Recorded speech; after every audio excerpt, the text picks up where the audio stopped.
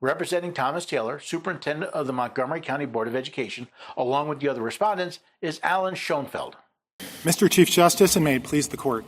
Every day in public elementary school classrooms across the country, children are taught ideas that conflict with their family's religious beliefs. Children encounter real and fictional women who forego motherhood and work outside the home. Children read books valorizing our nation's veterans who fought in violent wars. And children in Montgomery County read books introducing them to LGBT characters. Each of these things is deeply offensive to some people of faith, but learning about them is not a legally cognizable burden on free exercise. Funny, I don't know many religions that prohibit being a mother or working outside the home. I do know people who prefer these things, and of course, it is the tenet of the Roman Catholic doctrine to encourage natural motherhood. But does that give the state the authority to say children must be taught these things?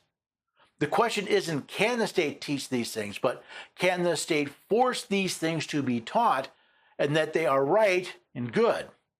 Is this force a burden on a parent's free exercise of religion? Adopting petitioners' view of the case would conscript courts into playing the role of school board, a task for which this court has recognized they are ill-suited.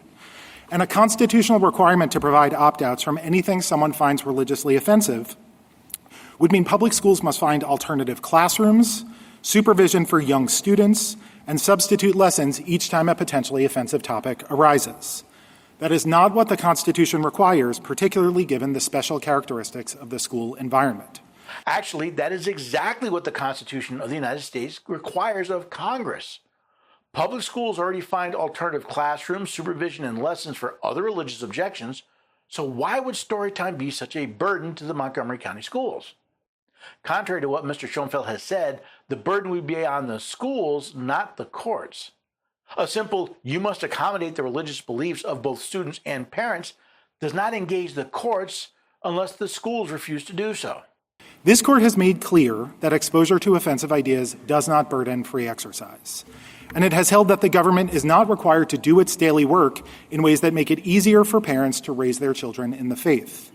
This idea of exposure versus instruction took up a lot of time during questioning, so much so that I have an entire section on it later. The books at issue here, 5 among hundreds in the curriculum, are meant to foster mutual respect in a pluralistic school community. MCPS makes explicitly clear that students do not need to accept, agree with, or affirm anything they read or anything about their classmates' beliefs or lives. The lesson is that students should treat their peers with respect. I welcome the court's questions. Again, it's not the quantity of objectionable material that is the problem, but the forcing of students to consume it.